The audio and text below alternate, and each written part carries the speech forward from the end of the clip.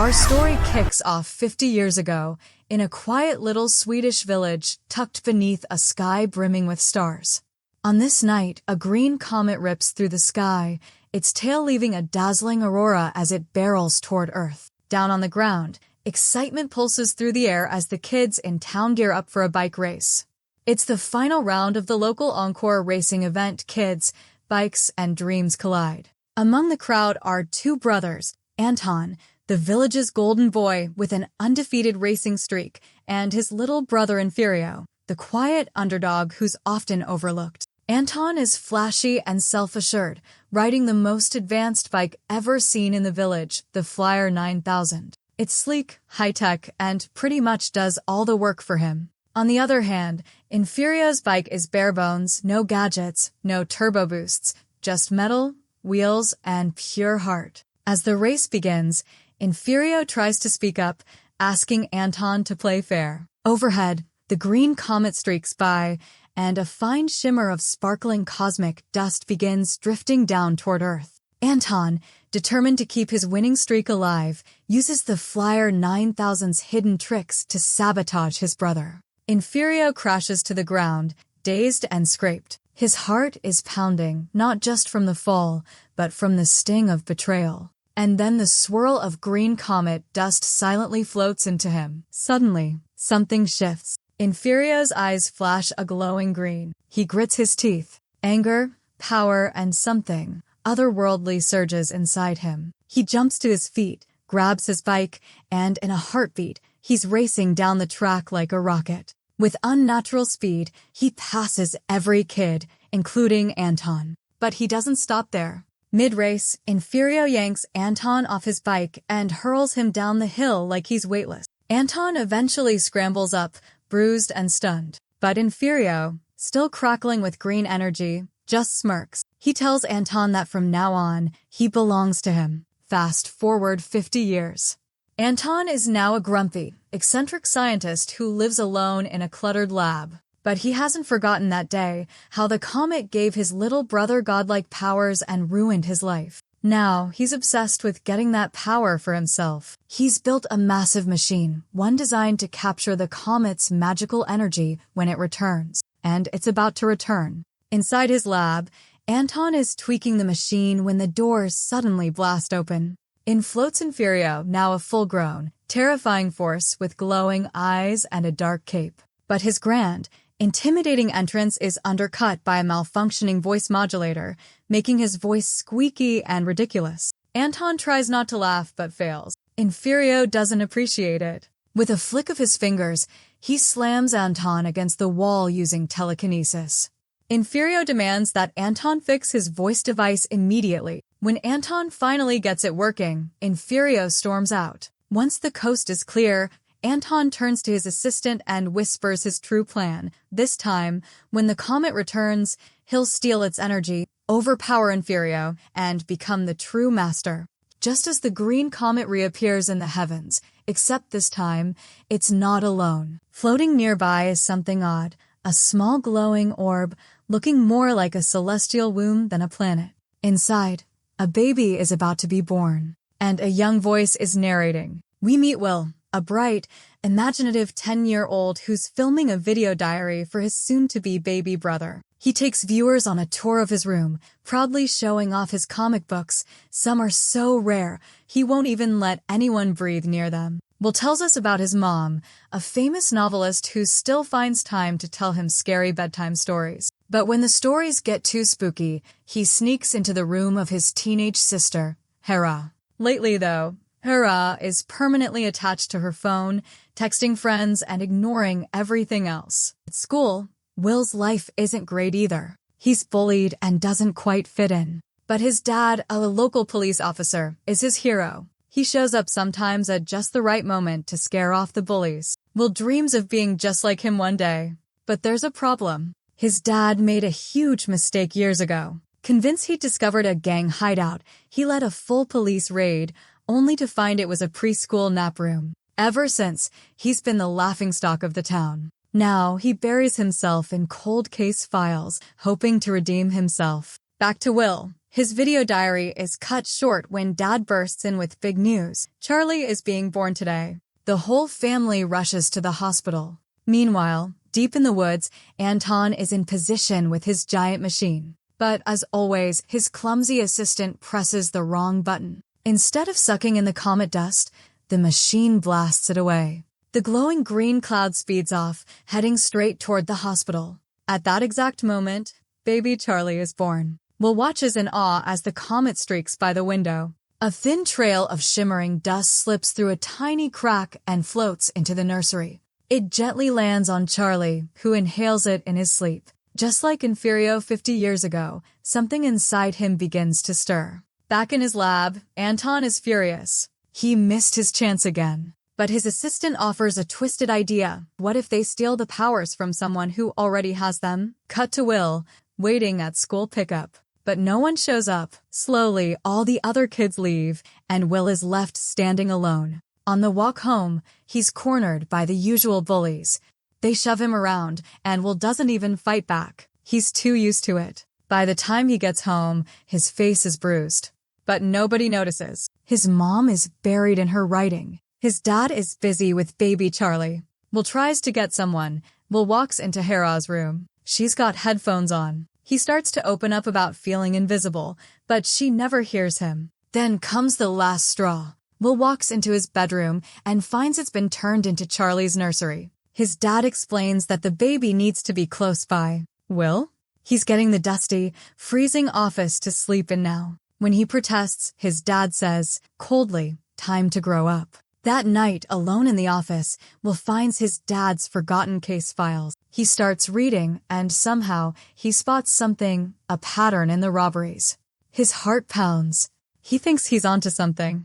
The next morning at breakfast, he eagerly shares his discovery. But no one listens. His dad is too busy with Charlie's bottle. Will looks around the table, feeling more invisible than ever. So, he decided to handle it himself. Before he could sneak out on his solo mission, though, Mom stopped him at the door and handed him a diaper bag. You're babysitting Charlie today, she said cheerfully. Will blinked. But I have a criminal empire to stop. Mom just smiled. Great, you'll take him on an adventure.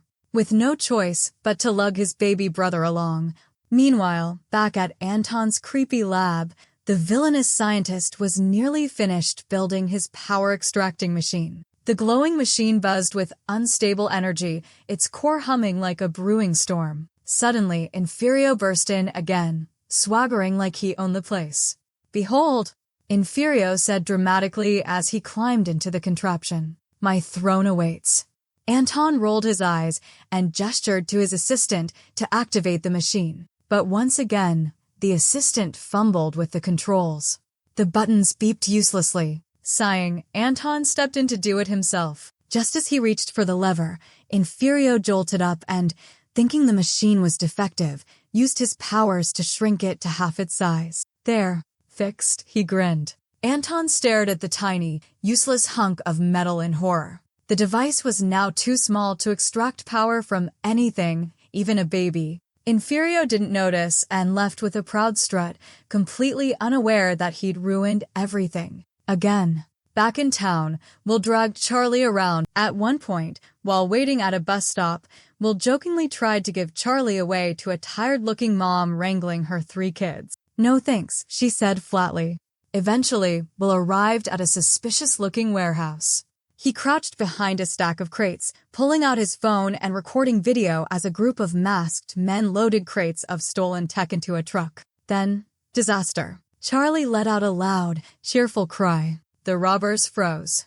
Did you hear that? One of them asked. Will's heart jumped into his throat. He ducked lower and frantically waved at Charlie to be quiet. But the baby just giggled, thinking it was all a fun game. The noise drew one of the thugs over. The man stormed toward the crates and spotted them. Cornered, Will shielded Charlie with his arms, bracing himself as the thug raised a hand, ready to strike. But then wham! The robber was launched backward like he'd been punched by an invisible force. He slammed into a wall and crumpled to the floor. Will blinked in disbelief. Above, on top of a container, Charlie stood proud, holding a glowing flashlight like a trophy. 2 more thugs charged in, weapons ready. Charlie didn't flinch. He simply looked at their weapons, and they flew out of their hands like feathers in a gust of wind. Then, with a tiny grunt, he lifted nearby containers telekinetically and swung them toward the stunned criminals, sending them diving for cover. One robber stumbled away and spotted Charlie sitting alone. "Ah, look at you," he said mockingly, crouching down to grab him. Charlie looked up and let out a mighty burp. A freezing blast shot out, instantly encasing the thug's head in solid ice. Gasping, the man chipped a hole in the ice to breathe, then scrambled back, yelling, "It's a baby. A super baby." But Charlie wasn't done. With a flick of his wrist, he froze the man from head to toe, leaving only a pair of terrified eyes peeking through. Another robber jumped into a forklift and aimed it straight at Will. "Will," Charlie called in his tiny voice, and with a swipe of his hand, the forklift driver was lifted out of the vehicle and slammed into the gang's truck like a ragdoll. That was it for the gang. They screamed, dropped everything, and ran in every direction, shouting nonsense about magic babies and ghosts. Charlie calmly hopped down from the container and toddled off. Far away, in his lab, Anton paced like a madman. The extraction machine was now the size of a toaster oven. "Useless. This is ridiculous," he shouted. Just then, his bruised and battered henchman limped in. "We were, attacked," one muttered. "By who?" Anton asked. They looked at each other nervously. "A baby." Anton froze. One of them tried to explain, but Anton waved his hand. "Don't you dare tell me you were humiliated by a baby." They stayed silent, which said everything. Anton's eye twitched. Then, slowly, a dark smile crept across his face. Maybe this wasn't a disaster. Maybe it was an opportunity. Back home, Will was still trying to convince himself that Charlie was normal. Just a regular, drooly baby.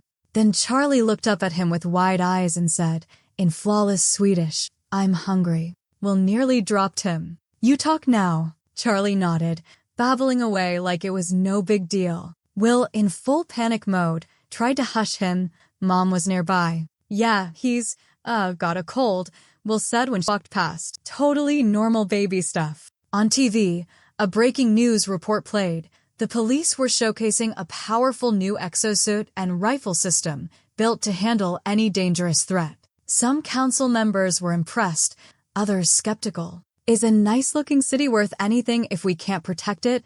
the suit's inventor argued. Meanwhile, back in their room, Will sat Charlie down for a serious talk. "You have to hide your powers," he warned. "If the government finds out, they'll take you, study you, or worse." Charlie blinked, sucking on his pacifier. Will leaned closer. "They do that to superheroes." Back at City Hall, the police chief gave a grim warning. The criminals would strike again. The council approved a test run of the exosuit, selecting a top officer to wear it. Somewhere in the city, Anton arrived at the hospital where Charlie had been born. He was getting closer. Back in the boys' room, Will tried to teach Charlie what it meant to be a hero. "Every superhero has a villain," he explained, sketching them out with crayons. "And every hero needs a sidekick." But halfway through the lesson, Charlie yawned and curled up, falling asleep right there on the floor. Will stared at his brother, thoughtful. Then he glanced at a superhero poster on the wall. In his mind, the poster came alive. The sidekick figure stepped forward. "Being Robin is cool," it said. Then the superhero stepped in, scoffing. "Robin is useless."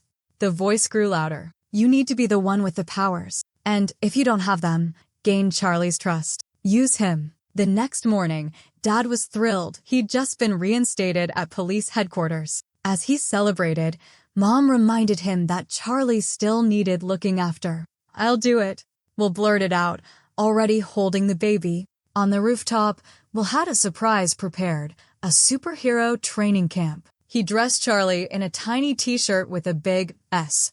"It stands for sidekick," Will said proudly. He wore a shirt with a bold M for master. Will tossed a stick dramatically, hoping Charlie would fly to fetch it. Instead, it bonked Charlie in the forehead. The baby screamed, then shouted, "I'm hungry." Meanwhile, across town, Anton was hard at work in his secret lab. He had just finished building a custom crib, one that could temporarily shut down a super baby's powers.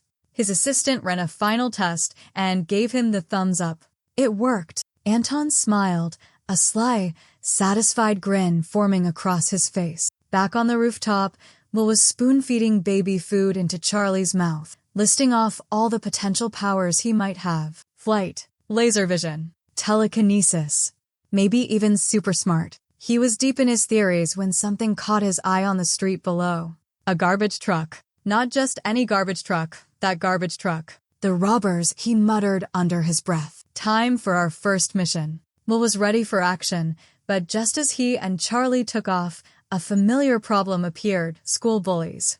They surrounded Will, pushing him around like they always did. But this time was different. This time, Charlie was with him. Charlie didn't hesitate. He stood firm, tiny but fierce, and took the bullies down like a baby-sized wrecking ball. One by one, they scattered, terrified of the pint-sized powerhouse. Will was still recovering from the shock when he noticed the garbage truck was driving off again. Great, he groaned. We missed our chance. But before he could even blink, Charlie zipped back to his special crib, strapped in, and blasted off like a turbo rocket. The little guy rocketed down the street, chasing the truck with speed that would make a race car jealous. Moments later, the brothers found themselves sneaking into a suspicious-looking warehouse.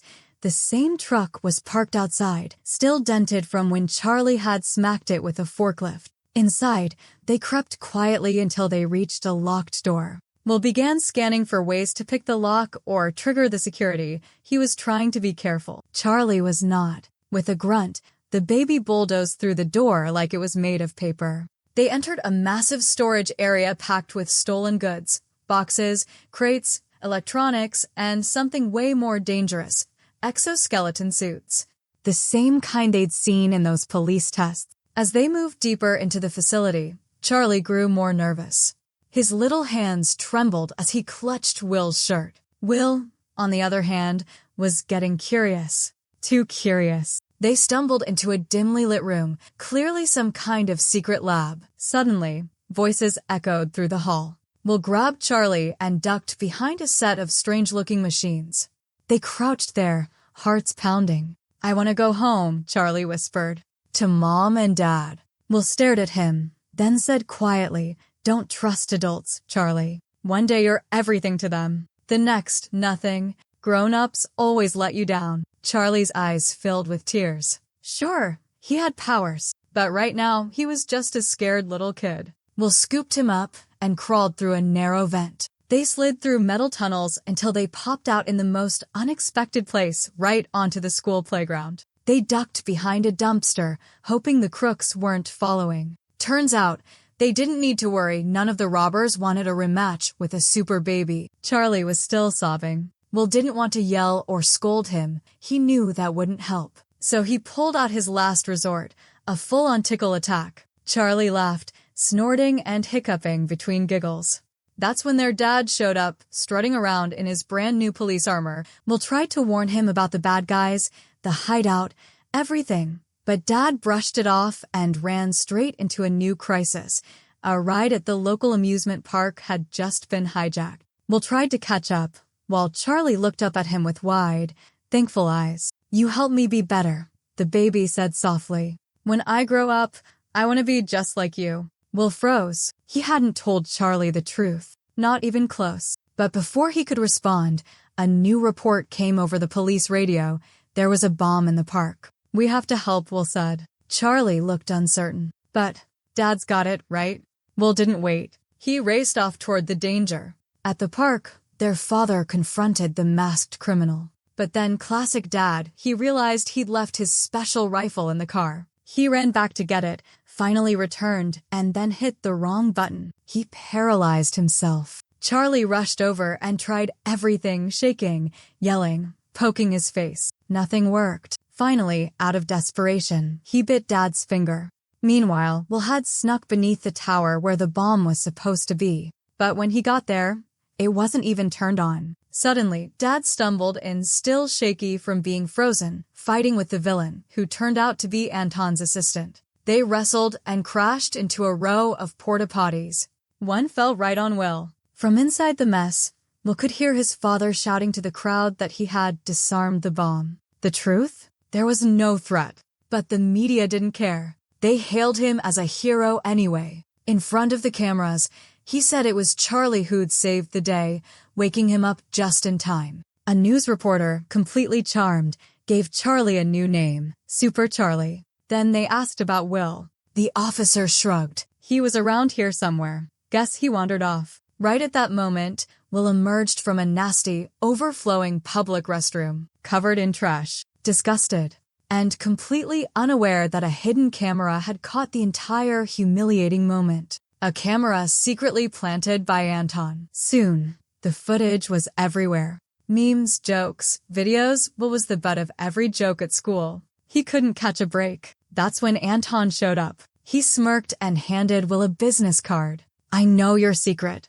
About your brother. Will tried to play dumb, but Anton just winked and said, you'll come around. Back home, things got worse. Dad was bragging about his big moment, gloating like he'd actually done something heroic. Will finally snapped. It was a trap. You didn't do anything, he shouted. His mom tried to calm him. Why can't you just be happy for him just once? But Will couldn't stop himself. He knocked over Charlie's food bowl in anger. Charlie, quiet and sneaky as ever, took that moment to grab some of Will's money with his telekinesis. But that wasn't all he found. He also uncovered Will's secret journal, with plans. Plans to use Charlie's powers to become a hero himself. Charlie's heart broke. Will tried to lie his way out of it, but Charlie didn't buy it. Hurt and betrayed, the baby tossed him out of the room. Guilt eating away at him, Will turned to his imaginary idol, the golden superhero in his head. He poured his heart out, confessing everything. But the superhero didn't want to listen. Every time the sidekick tried to help, the golden hero punched him across the sky. Eventually, the superhero pointed to Anton's business card. This guy can give you what you want, he said. Real powers. So Will went back to Anton. Anton smiled, explaining that they could extract Charlie's powers and transfer them to Will. No harm done, or so he claimed. Will hesitated, but temptation won. He took the special baby bottle Anton handed him. That night, Will found Charlie half asleep and fed him the bottle, his hands shaking the whole time. The next morning, as their father prepared for a big public speech, Will knew something was off. Charlie wasn't waking up. Panicking, Will ran to his parents, but as usual, they brushed him off. So he bolted straight to Anton's trailer and demanded answers. Anton just smirked. Everything's going perfectly. Will's blood ran cold. And if your brother doesn't survive? Well, that's just part of the risk, Anton said as he slammed the RV door shut. What? Wait, calm down, old man. But Anton was already gone, driving away with a sinister plan in motion. Pretending to be helpful, Anton even offered to be the family's chauffeur for the day. He had only one real target, Charlie. Will climbs out of the RV through the skylight and bolts straight home, pedaling like his life depends on it. And honestly, it kind of does. He busts through the door, out of breath, and frantically warns his mom and sister not to go anywhere with Anton. Don't get in the limo, he pleads. But Anton smirks through the tinted glass and deliberately runs him over. Not just knocking him down, he smashes Will's bike, his pride, and basically all his hope in one swoop. Just when it feels like all is lost, something completely unexpected happens. The neighborhood bullies, the same kids who used to pick on Will, and guess what? They offer him a spare bicycle. No jokes, no insults, just a solid act of kindness. Without saying a word, Will grabs it and takes off like a rocket. He pedals like crazy, chasing down the limo through traffic, alleys, and busy streets. He finally catches up and knocks on the window. Inside, Charlie is half awake and mumbles, "My powers. They're gone." The kid looks weak, like he's been drained. Suddenly, Anton makes a sharp turn, jerking the passengers around. Will's mom and sister fall over, but instead of freaking out, they just start snapping photos like they're on a red carpet, completely clueless. By the time they reach City Hall, Anton puts on his most charming smile, acting like the perfect gentleman. He offers to watch over Charlie while the family heads to the awards ceremony. Will shows up just moments later, pounding on the door and yelling, "Don't give him Charlie." But the guards ignore him. His mom can't hear him. No one can. Desperate, Will spots a small open window around the side and squeezes through. Inside, he sneaks around while Anton is busy setting up his creepy power extraction device.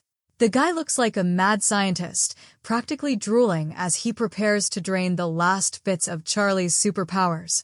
Meanwhile, Officer Dad is up on stage, totally unaware that his baby and one of his other kids are missing. Nervous and a little emotional, he accepts his Officer of the Year award. The crowd claps. Camera flash. Everything seems normal. But behind the scenes, Charlie's powers are being converted into this weird, glowing green goo. It oozes from the machine like coffee, drop by drop. Will watches from the shadows, horrified. This is his fault. He walked Charlie right into the trap. Then the big moment, Anton grabs the vial of green liquid and prepares to inject himself. He's finally ready to get revenge on his perfect brother Inferio, the one who humiliated him all those years ago. But when he slams the syringe into his arm, nothing happens.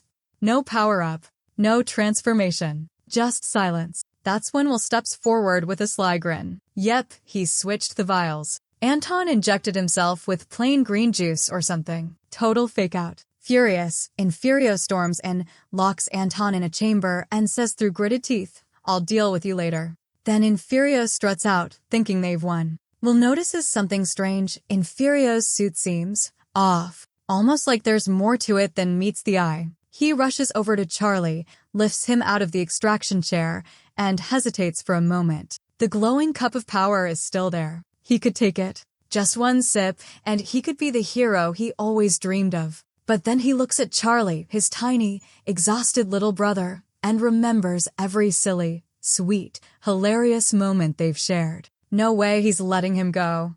Instead, Will gently holds the cup to Charlie's lips. The baby sips, then blinks. His eyes widen. He's waking up. At the same time, Will overhears something shocking. The city council is about to approve a deal to mass-produce power suits based on stolen technology Anton used. This whole ceremony? It's been a cover-up to make the cops look good, so no one questions the new tech. Will runs to the police chief and warns her. It's all fake. Anton and Inferio set this up. She raises an eyebrow and asks, "Who's Inferio?" Will gulps, then boldly points right at her. The room laughs until Will hits the hidden switch on a nearby projector.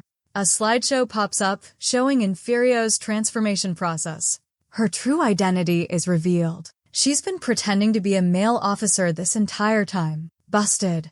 Enraged and exposed, Inferio lashes out. She grabs Will and blasts off into the sky, then drops him midair like a toy. But just before he hits the ground, Charlie swoops in and catches him. The baby is flying. He holds Will tight and proudly announces his superhero name, S-Kick. Will just smiles. Inferio returns for one final round, thrilled to finally fight someone worthy. She wasn't expecting her opponent to be a toddler. But Charlie's no ordinary baby. With a flick of his finger, he blasts Inferio across the courtyard. She tries again, grabbing a giant bell and hurling it at him, but he opens a magic portal, flings the bell right back, and bam, direct hit. Desperate, Inferio pulls a dirty trick. She grabs both of their parents and flings them in opposite directions, forcing Charlie to make an impossible choice. But that's when Charlie unlocks a brand new power, a glowing green force field. He zips to both parents and wraps them safely inside just in time. The catch? It leaves him wide open. Inferio charges up her new contraction ray and fires, ready to end it. And then, a silver tray flies through the air. Will hurled it with all his might, and it hits just right. The beam reflects off the tray and bounces back at Inferio, shrinking her down to the size of a baby. Still fuming and powered up, she launches a baby-sized attack. But Will flips the power extractor one last time, draining every last bit of juice from her tiny body. Finally, it's over. Will and Charlie stand tall, side by side. The crowd erupts in cheers. They're both hailed as heroes. Anton tries one last sneaky move to grab the leftover magic potion, but Will shuts it down fast. You don't get it? Real power has to be earned. To keep the city from losing its mind, Charlie uses a final, peaceful ability, hypnosis. With one blink, he wipes the memory of the entire day from everyone's minds.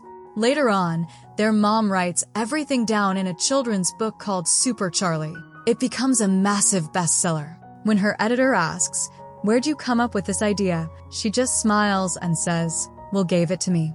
In the final scene, we see the two brothers playing together in the living room. They're sitting close, babbling and giggling. It looks like nonsense, but maybe, just maybe, they really understand each other.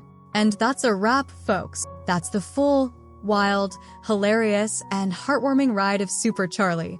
Go ahead and smash that like button. It really helps more than you know. Got a movie or series you want us to cover? Drop it in the comments. And hey, don't forget to subscribe and hit that bell icon so you never miss a recap. Until next time, take care and stay super.